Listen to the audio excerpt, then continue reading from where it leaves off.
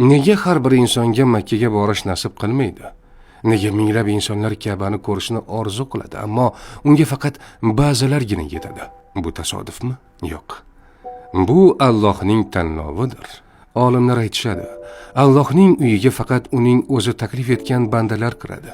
Makka turistik joy emas, bu yaratuvchining uyidir. U yerga faqat ruxsat etilganlargina boradi. Qarang, qancha odam pul to'playdi, hujjatlar tayyorlaydi, ammo oxirgi paytda hammasi bekor bo'ladi.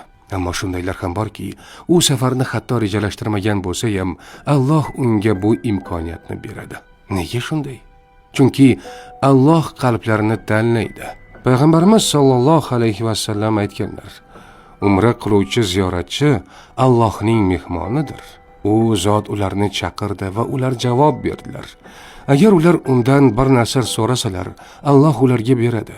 Agar mag'firat so'rasalar, Alloh ularni kechiradi. Makkaga borish bu oddiy sayohat emas, bu Allohning taklifi. Agar siz Ka'ba oldida turishni orzu qilsangiz, chipta, mehmonxona yoki qulayliklardan emas, qalbingizdan boshlang.